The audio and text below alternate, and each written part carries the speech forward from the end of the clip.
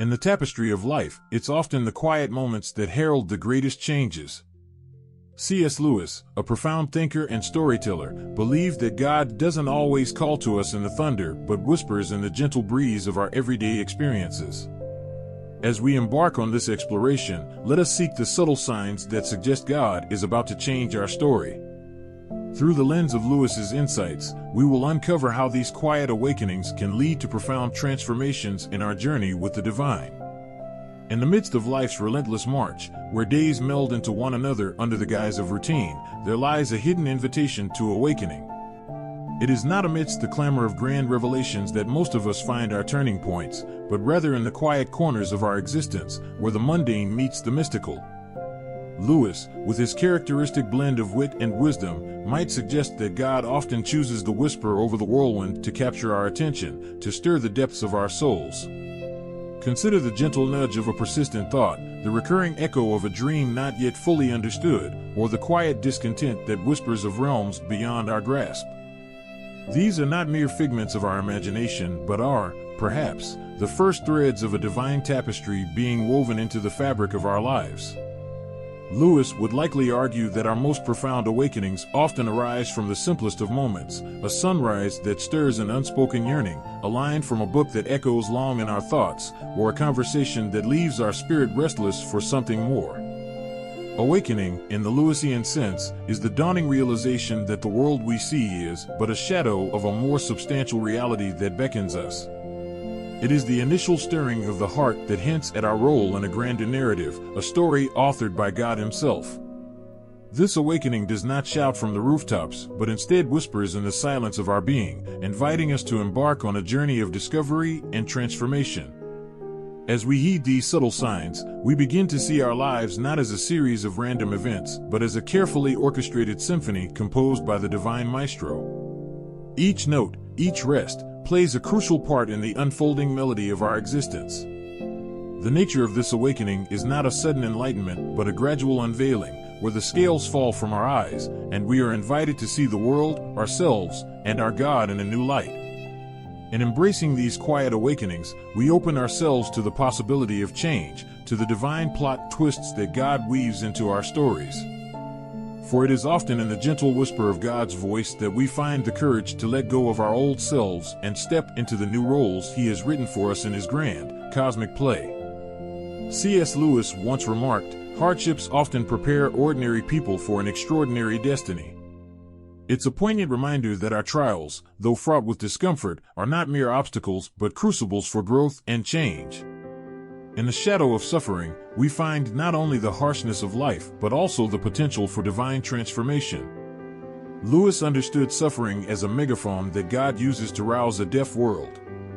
It's in our moments of pain and adversity that we are often most receptive to change, most aware of our own fragility, and most open to seeking something beyond ourselves.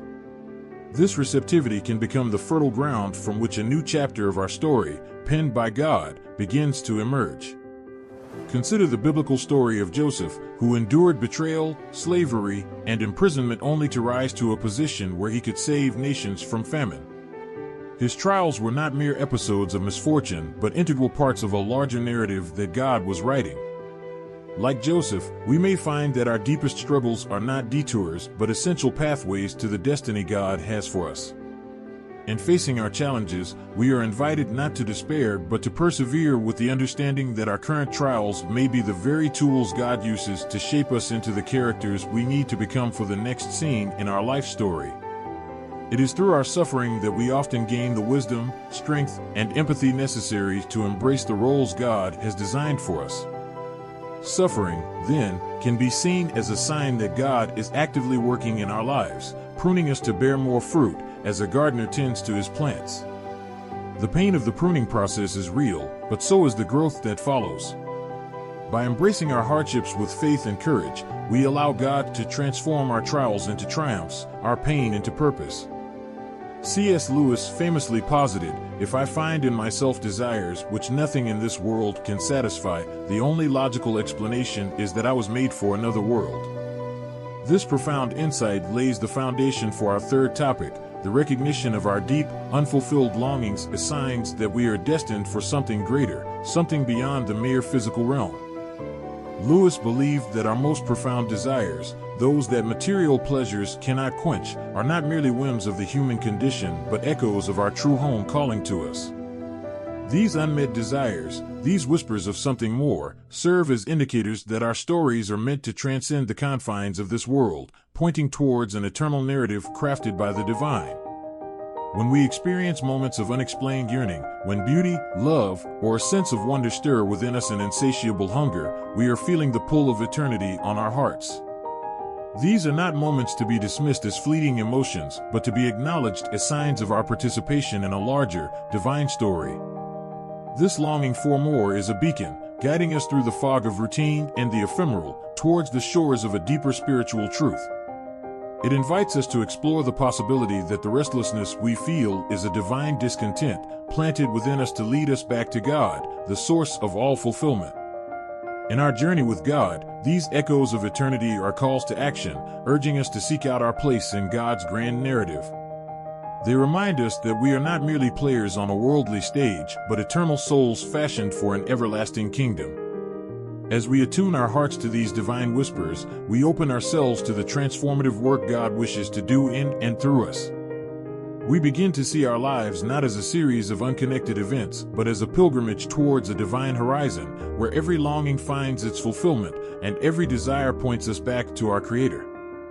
C.S. Lewis had a knack for recognizing the divine in the ordinary, often suggesting that what we perceive as mere coincidences are, in fact, the quiet workings of God in our lives. He famously quipped, "Coincidences are God's way of remaining anonymous," hinting at the subtle manner in which the divine orchestration unfolds around us.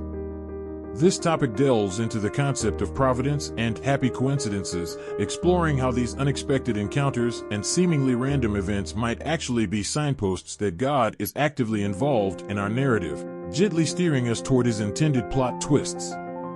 Consider the serendipitous meetings that alter the course of our lives, the unforeseen opportunities that arise just when we need them, or the inexplicable timing of events that, in hindsight, fit together too perfectly to be mere chance. These moments, often overlooked or dismissed as luck, may very well be the brushstrokes of God on the canvas of our existence. Lewis would argue that these coincidences are not random at all, but are imbued with purpose, meticulously woven into the fabric of our lives by a loving Creator.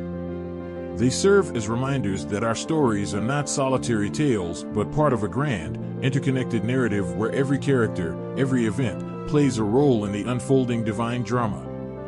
In recognizing these divine fingerprints in our lives, we're invited to look beyond the surface, to perceive the deeper connections and the guiding hand of God in our journey.